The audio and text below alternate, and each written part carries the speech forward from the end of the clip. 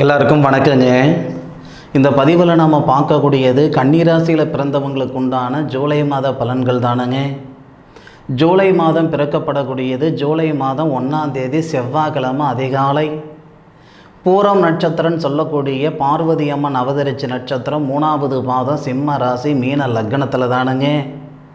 அப்போ கன்னிராசியாதிபதி புதன் கன்னிராசிக்கு 11வது பாவகத்தில் லாபஸ்தானத்தில் இருக்கக்கூடிய தருணத்தில் தான் இந்த மாதம் பிறக்கப்படுது. அப்படி பிறக்கப்படக்கூடிய ஜூலை மாதத்தில் கன்னிராசியில் பிறந்தவங்களுக்கு இந்த பிரபஞ்சம் எந்த மாதிரியான மாற்றங்களை தரப்போகுதுன்றது பற்றி தானுங்க ஆதாரபூர்வமாக வேதகால முறையில் துல்லியமாக இந்த பதிவில் நம்ம பார்க்க போகிறோம்.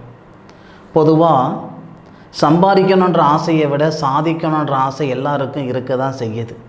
இந்த பிரபஞ்சம் எல்லாருக்கும் எல்லா தருணத்துலேயும் சாதகமான பலன் தர்றதில்லை பாருங்கள். ஒவ்வொருத்தருக்கும் ஒவ்வொரு தருணத்தில் தான் சாதகமான ஒரு பலன் தரும்.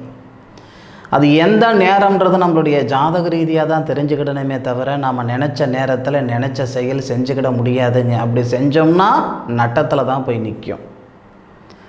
கன்னி ராசிக்கு அதிபதி புதன், கன்னி ராசிய அதிபதி கன்னி ராசிக்கு 11வது பாவகத்தில் சந்திர பகவானுடைய ஆதிக்கத்தில் லாபஸ்தானத்தில் இருக்கக்கூடிய தருணம் சிறப்பு. அதுபோக பூசம் நட்சத்திரம்னு சொல்லக்கூடிய சனி பகவானுடைய சாரம் 3வது பாதத்தில் சரியாக 100 டிகிரியில் நமக்கு புதன் இருக்கார். உங்கள் ராசியாதிபதி, உங்களுடைய ராசியாதிபதிக்கு நட்சத்திரம் கொடுத்த சனி பகவான் உங்களுடைய ராசிக்கு 7வது பாவகத்தில் இருந்து குரு பகவானுடைய ஆதிக்கத்திலிருந்து உங்களை பார்க்குறார். உத்தியோகத்தில் இருக்கக்கூடிய தடைகள் நீங்கும். வேலை வாய்ப்பு இல்லாமல் இருந்துக்கிட்டு இருக்கிறேன் சார், படித்த படிப்புக்கு உண்டான உத்தியோகம் இல்லை சார், பார்த்த வேலை இன்றைக்கி இல்லை, 10 வருஷமாக ஒரு நிறுவனத்தில் வேலை செய்துக்கிட்டு இருந்தேனுங்க, 10 நிமிஷத்தில் அந்த வேலை போயிடுச்சிங்க, செய்யாத தப்புக்கு செஞ்சன்ற பேரெல்லாம் வந்துருச்சிங்க அப்படின்னு சங்கடப்பட்டுட்டு இருந்தீங்கன்னா வரக்கூடிய ஜூலை மாதத்தில் 100% உங்களுடைய உத்தியோகத்தில் இருக்கக்கூடிய அந்த தடைகள், வேலை வாய்ப்பில் இருக்கக்கூடிய சிக்கல்கள் எல்லாம் நீங்க போகுது. 2 விஷயம். முதல்ல 8வது பாவகத்துக்கு அதிபதின்னு சொல்லக்கூடிய செவ்வாய் 12வது பாவகத்தில் இருக்கிறது நல்லதுங்க. கன்னிராசி நண்பர்களுக்கு 8 செவ்வாய் 12வது பாவகத்தில் இருக்கார்.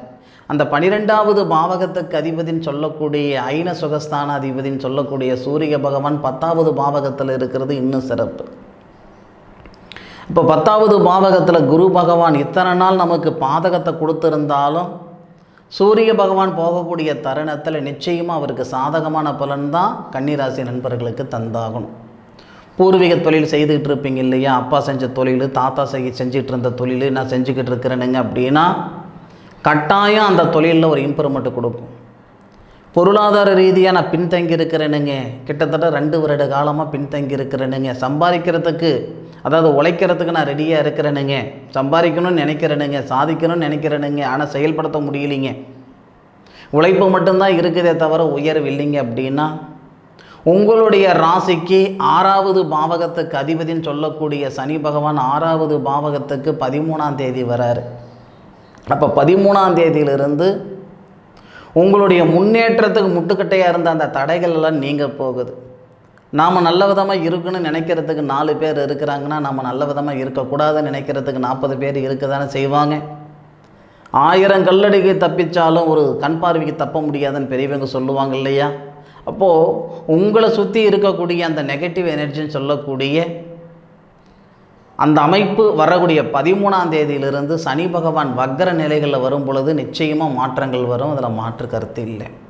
அதுபோக உங்களுடைய ராசிக்கு 2வது பாவகத்தை தான் நம்ம குடும்பஸ்தானம், தனஸ்தானம், உடல்ஸ்தானம், வாக்குஸ்தானம் நம்ம சொல்லுவோம்.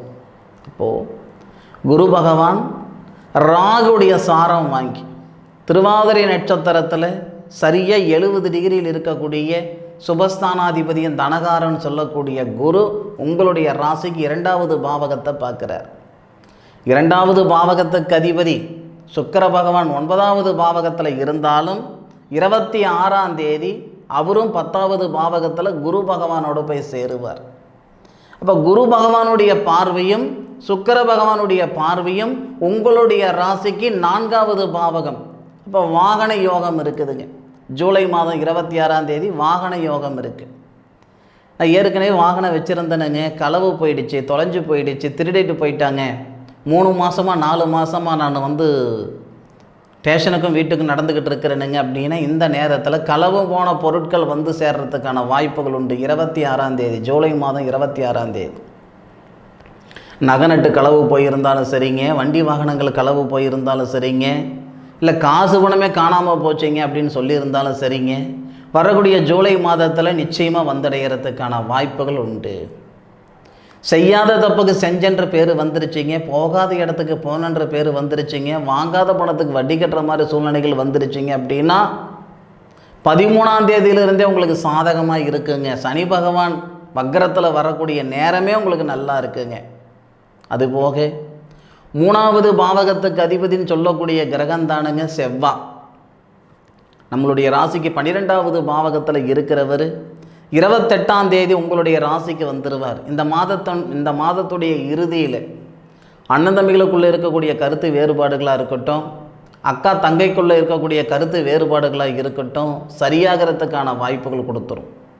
நம்ம வீட்டு விட்டு அண்ணன் எங்கே போனாருன்னு தெரியலைங்க, இல்லை தம்பி எங்கே போனாருன்னு தெரியலைங்க, 4 வருஷம் ஆகுதுங்க, 3 வருஷம் ஆகுதுங்க, இருக்கிறாரா இல்லையான்னு கூட எனக்கு தெரியலைங்க அப்படின்னா உங்கள் கூட பிறந்த பிறப்பு வெளியே போனவர், காணாமல் போனவர் ஜூன் மாதம் 28 தேதிக்கு மேற்கொண்டு வந்தடைகிறதுக்கான வாய்ப்புகள் உண்டு. ஒரு வேலை செய்யும் பொழுது செய்யலாமா வேண்டாமா 2 மனசு இருக்கும் பாருங்கள். எல்லா நேரமும் அந்த மாதிரி இருக்கிறது இல்லைங்க, ஒரு சில நேரம் அப்படி இருக்குதானே செய்யுது.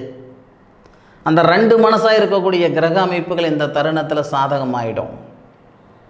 அதுபோக 4வது பாவகத்துக்கு அதிபதினு சொல்லக்கூடிய கிரகந்தானுங்க குரு பகவான் 10வது பாவகத்தில் இருந்தாலும் ராகு சாரம் வாங்கி ராகு இருக்கக்கூடிய இடத்த பார்க்குறார், ராகு பகவானை பார்க்குறார். அதாவது தேவகுருன்னு சொல்லுவாங்க. திருமண ஸ்தானாதிபதியும் நமக்கு வந்து குரு தானுங்க. அப்போது 6வது பாவகத்தை பார்க்குறதுனால உடல் ரீதியாக இருக்கக்கூடிய அந்த நோய் நொடிகள் சரியாகும். குரு பகவான் புத்திரகாரகன் சொல்லுவாங்க. 6வது பாவகத்தை பார்க்குறதுனால குழந்தை பாக்கியத்துக்காக வருஷ கணக்காக நான் வந்து காத்துட்ருக்கிறேனுங்க, போகாத கோவில் குளம் இல்லை, பண்ணாத பரிகாரம் இல்லை, பார்க்காத வைத்தியம் இல்லைங்க, இது வரைக்கும் எங்களுக்கு புத்திர பாக்கியம் கிடைக்கலைங்க அப்படின்னு வருத்தப்பட்டு இருந்தால் நிச்சயமாக இந்த தருணங்களில் புத்திர பாக்கியத்தில் இருக்கிற தடைகளை சரிப்படுத்திக்கிறதுக்கு உண்டான நேர காலங்களாக இருக்கும். 16ஆம் தேதி, ஜூன் 16ஆம் தேதி, ஜூலை 16ஆம் தேதி. என்ன காரணம் அப்படின்னா ஜூலை 16ஆம் தேதி சூரிய பகவான் உங்கள் ராசிக்கு 12வது பாவகத்துக்கு அதிபதினு சொல்லக்கூடிய ஐன சுகஸ்தானாதிபதி 11வது பாவகத்தில் புதன் ஆதித்ய யோகம் அப்படின்ற ஒரு யோகத்தை கொடுப்பார். உங்கள் ராசியாதிபதி புதனும் சூரியனும் சேர்ந்து புதன் ஆதித்ய யோகம். அப்போ புதனாதித்ய யோகமாக இருக்கக்கூடிய கிரகங்களுடைய பார்வை கன்னி ராசிக்கு 5வது பாவகன் சொல்லக்கூடிய புத்திரஸ்தானத்தை பார்க்குறாங்க. புத்திரஸ்தானத்தை பார்க்கக்கூடியது உங்கள் ராசியாதிபதி புதனும் 12வது பாவகத்துக்கு அதிபதி ஐன சுகஸ்தானாதிபதிகள். அப்போது அந்த 5வது பாவகத்துக்கு அதிபதினு சொல்லக்கூடிய கிரகம் இருக்கார் இல்லையா சனி, அந்த சனி பகவான் புத்திரஸ்தானாதிபதி உங்கள் ராசியை பார்க்கக்கூடிய சூழல். புத்திரகாரகன் சொல்லக்கூடிய குரு உங்கள் ராசிக்கு 2வது பாவகத்தில் பார்ப்பார். குரு பகவானுக்கு வீடு கொடுத்தவர் உங்களுடைய ராசிநாதன் புதன். இந்த மாதிரி ஒரு சூழலால் புத்திர பாக்கியத்தில் இருக்கிற தடைகள் நீங்க போகுது. அதுபோக வெளியூர் சம்பந்தப்பட்ட வேலை, வெளிநாடு சம்பந்தப்பட்ட வேலை நிச்சயமாக வந்தடைகிறதுக்கான வாய்ப்புகள் உண்டு. அதில் சங்கடங்கள் கிடையாது.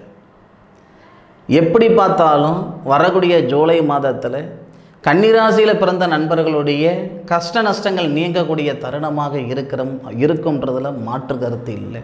அனுபவித்து சொல்லுங்கள், ஆராய்ஞ்சு நான் சொல்லியிருக்கேன். ஜூலை மாதம் எப்படி இருந்தது எப்படி இல்லை அப்படின்றது நீங்கள் அனுபவித்து சொல்லுங்கள். இந்த பதிவு கன்னிராசியில் பிறந்தவங்களுக்கு பயனுள்ள பதிவாக இருக்க நான் மனசார நம்புகிறேன்.